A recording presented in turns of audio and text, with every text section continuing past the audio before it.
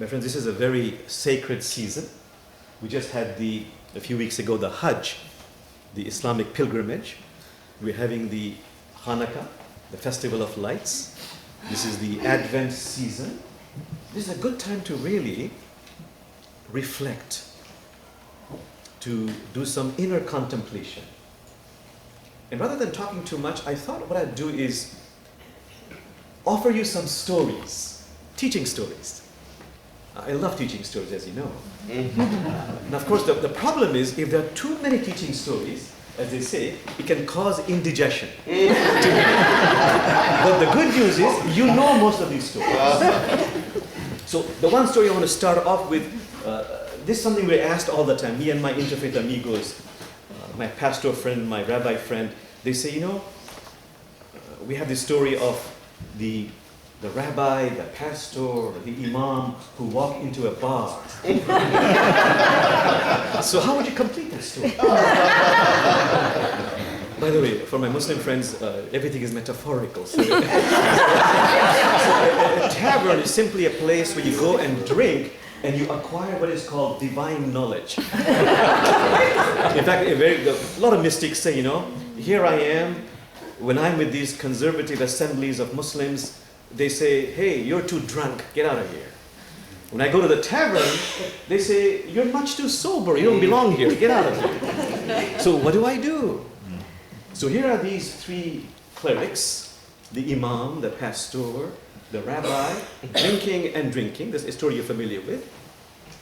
It's 4 a.m, they're drunk. And they stumble out and they go in the streets, just walking aimlessly. A policeman, as you know, accosts them and says, 3 central questions. Who are you? Where did you come from? Where are you going at this time of the morning? So they consult. And in one voice they say, sir, if you knew the answer to all those questions, we would be home already. So just be with that story. What does this mean to you? How does it apply to your life? To the mystery of our journey, of our birth, our passage.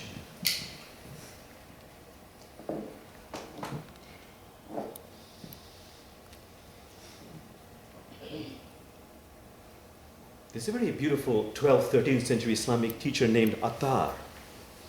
And he has this famous poem. In fact, by the way, Rumi's most favorite poets were Attar and Sanai. So Attar has this poetry where he says, I'm really bothered by this street sweeper. He says, oh, street sweeper, you walk the streets looking for something that you have never lost. And the street sweeper says, you're right, that is strange. But I tell you what is even more strange, that if I don't find what I have lost, I shall become frantic with worry. Just be with it. That's the story of our lives.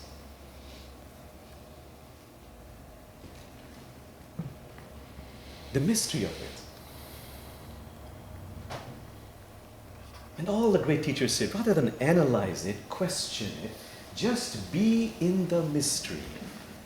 Like Rumi says, be silent and allow the artistry to flow through you.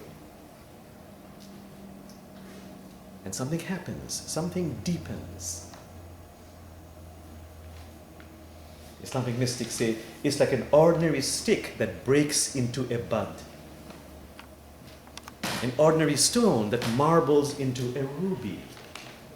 Just be with the mystery.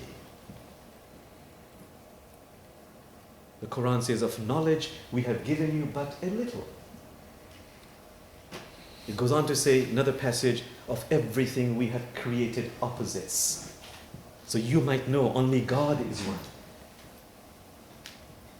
And my most favorite one, you've heard again and again, where it says in the Quran, if all the trees in the universe became pens, and all the 7 oceans became ink, and you began to write out the mysteries of God, and those 7 oceans became depleted, you replenished them. You wouldn't come close to describing even a fraction of the fraction of the fraction of God's mysteries. Which is why I love Rumi's insight in these matters. Just sell your cleverness and buy bewilderment.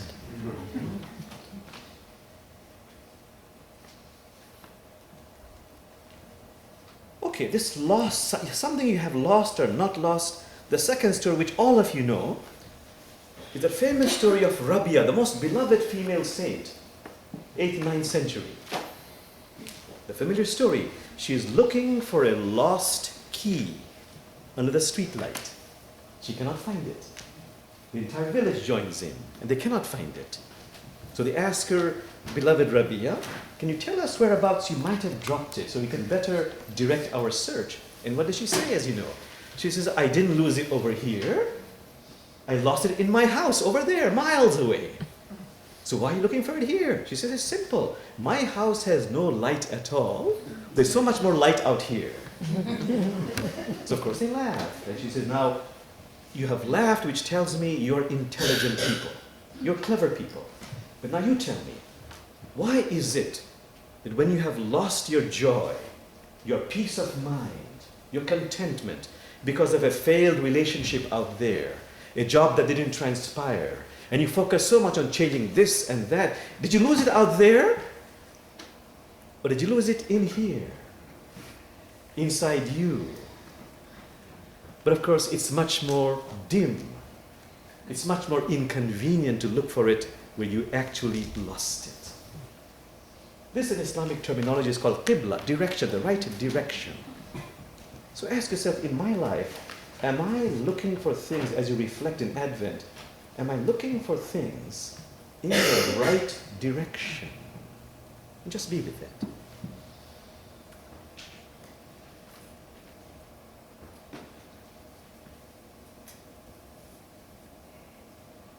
A verse in the Quran says, God does not change the condition of a people unless they change what is in their hearts.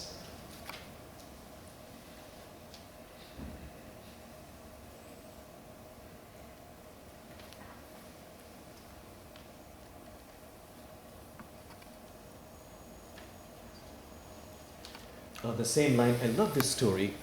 A true story of Emperor Akbar, one of the greatest Muslim emperors of India, whose lineage made the Taj Mahal, 17th century. He had in his court this very, very remarkable singer named Tansen. Now, every child in South Asia, or every adult in South Asia, knows the name Tansen, even though it's 16th, 17th century, because he was such a remarkable, extraordinary, celestial singer in his court. And you heard this many times. When he sang, the birds would stop chirping to listen. So one day Akbar said, Tansen, who taught you to sing like this? Who is your teacher? Where did you learn this from? So he said, I do have a teacher, a guru, a master, but he lives in the mountains. He won't receive royalty. You must dress as a beggar to come. So he was insisting. They went, climbed the mountain, and the master, who was unaware of anybody approaching, he stepped outside and he sang this absolutely celestial song. And such was the beauty of the song, the rhythm, the harmony, the melody of this heavenly sound, that Emperor Akbar, he listened to it and he swooned and he lost consciousness and he fell to the ground. When he came to consciousness, he told Tansen, Tansen, your voice is very beautiful. But your master's voice, that was celestial, angelic. Why can't you sing like your master? It's simple. My Majesty, or Your Majesty, I sing for you, my emperor, but my master, he sings for the emperor of emperors. And that is what gives that beauty, that cadence, that melody to his voice. So the question to you I ask, for me I ask, in my life, who am I singing for? That's a basic, central question to reflect on. Who am I singing for?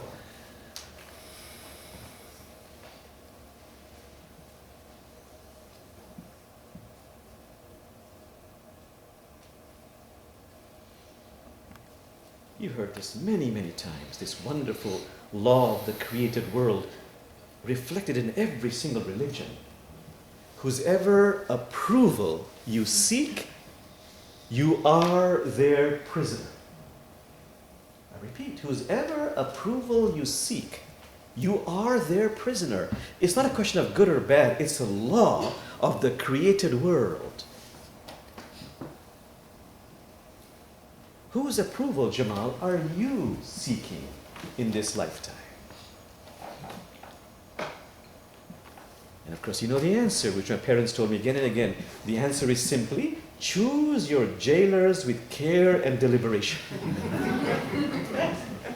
See, the Quran is waiting for this particular state of being. There's a verse in the Quran which says, say, my life, my prayers, my sacrifices, my living, my dying are all for you, my cherisher, my sustainer.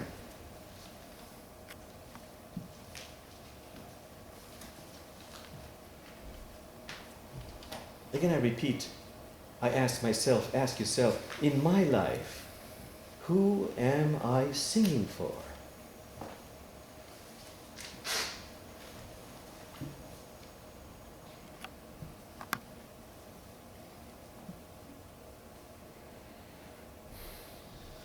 And what stands in the way of this realization? It's the I. It's the little self, which every religious book says needs to be transformed. Not to be destroyed. You can never destroy the I. But you can co-create, co-work, and transform it from what is called in the Quran a commanding master to a personal assistant. The wonderful story of Rumi, metaphorical. A lover goes excitedly and knocks on the beloved's door. And the beloved says, who is it? Lover says, it's I, it's I. What does the beloved say? Go away, there's no room for you here. And the lover is absolutely confused, stunned, feeling dejected, rejected. What's going on? But goes off in the world and finally learns, receives understanding, insights. After many years comes back and knocks on the same door. And the beloved says, who is it? The lover says, it's you. Welcome, welcome. Enough space for both of us now. Just leave with that story.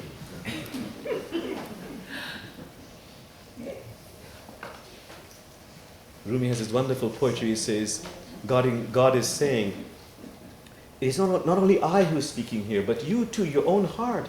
Only for you are we ever apart.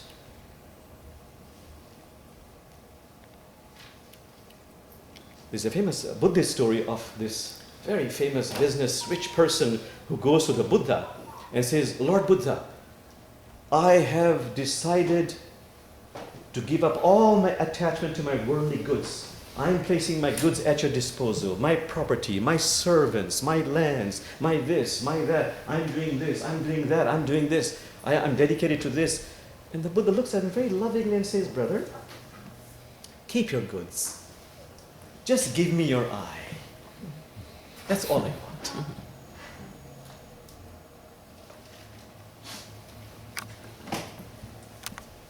Here's another story which I love very much. It's a very subtle one about really understanding the subtle workings of the ego and becoming aware of it through what is called compassionate vigilance. It's in every tradition, in the Eastern traditions. Here's a monk who goes, he's walking, and he goes to a particular wall. There's a crevice there. He sees there really a beautiful flower. And he leans forward and says, my God, you're so beautiful. And the flower blushes. And it's especially beautiful because it is unconscious of its beauty. He goes further. There's a pond, there's a beautiful lotus flower. And the lotus flower spreads out its petals brazenly and says, look at me, monk, get on your knees and look at me, look at my beauty, and praise the Lord who made me. Worship the Lord who made me. And the monk says to himself, the words are pretty. The words are technically correct. But it is tainted. It has lost its innocence. In the Eastern tradition, they say, a most beautiful sight is a reflection of swans flying over a lake. Why is it so beautiful? Because the water has no attachment to that reflection. And the swans are absolutely unconscious of the shadows of the reflection they're casting on the water. Just be with that. How does it apply to your life in a subtle way?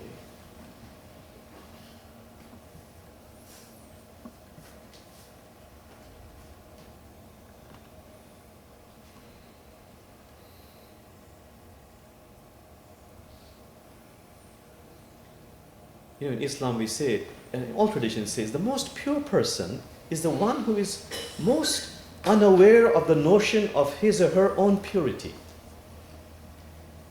Rumi has this wonderful verse. He says, somebody lies, does something wrong, and Jamal, the fire of anger rises up inside of you. You get very angry, and you call this defense of religion, defense of truth. But you do not notice your own arrogant soul.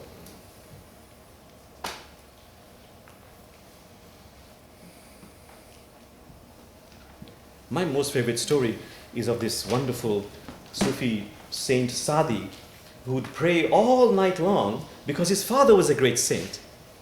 And he, as a little child even, used to accompany the father in all-night vigil, along with hundreds of disciples. Such was his fame. And one particular evening, when they're supposed to be praying all night long, everybody fell asleep, except for the little son. He says, Father, look at those people. Looking at them, you would think, they're all dead. And the father turns to his son very tenderly and says, beloved son, I would rather that you also fall asleep just like them, rather than slandering them.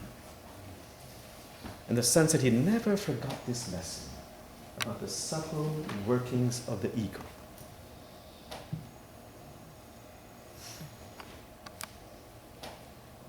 Well, too many stories I'm telling. Let me tell you one more story. There are two very famous teachers, sheikhs, really superbly educated, and one particularly small village is very excited because they come to visit and bless with their prayers this very remote little village, and everybody in the village is watching every single movement of the two sheikhs. And the sheikhs go inside the mosque to pray, and as you know, people take off their shoes. But one particular sheikh, he takes his shoes inside the mosque. The other sheikh leaves it outside. And everybody's very aware of that, and they watch how the sheikhs are praying, and they make their prayers. And when they come out, they ask the sheikhs, what is the meaning of this? One of you kept the shoes outside, one of you kept it inside. The one who took it inside, he says, I took it inside because if somebody came in and was tempted to steal, I saved him from that temptation. The other one said, I kept it outside because if somebody was tempted to steal, they might resist it and build their spiritual muscles.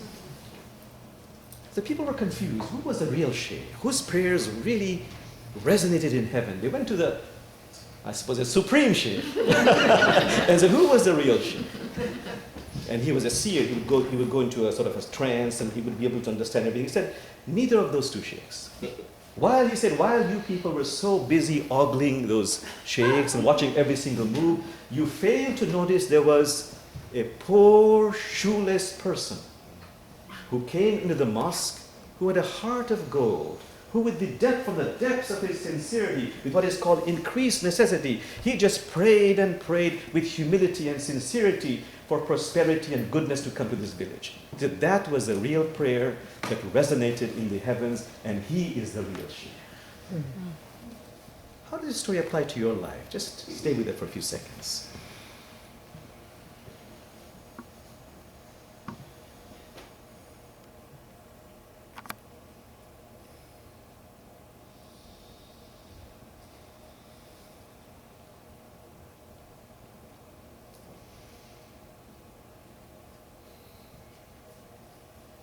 As I bring this to a close, there's a wonderful hadith which is saying of the Prophet Muhammad, who quotes Moses. You know, Moses in the Quran is mentioned as often as Prophet Muhammad is mentioned.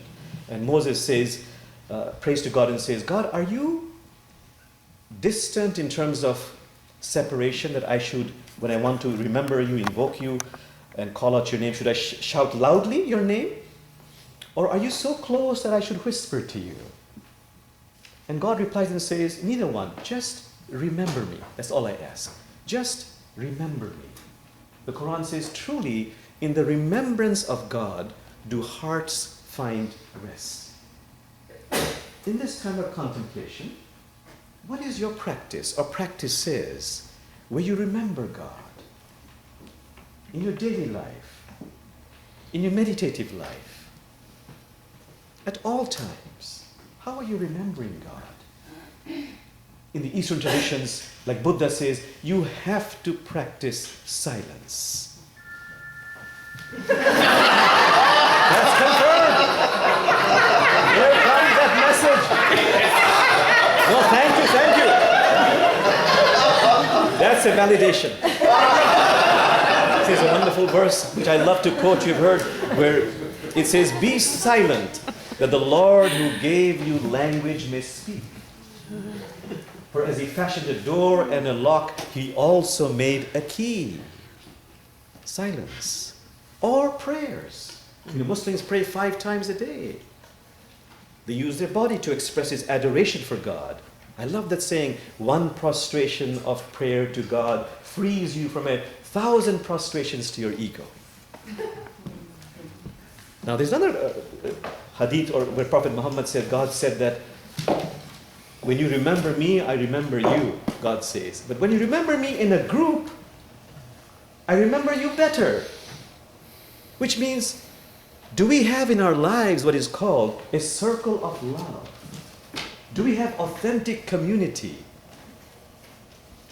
Oh, please come out of the circle of time and enter the circle of love. Very critical question. In my life, do I have a circle of love?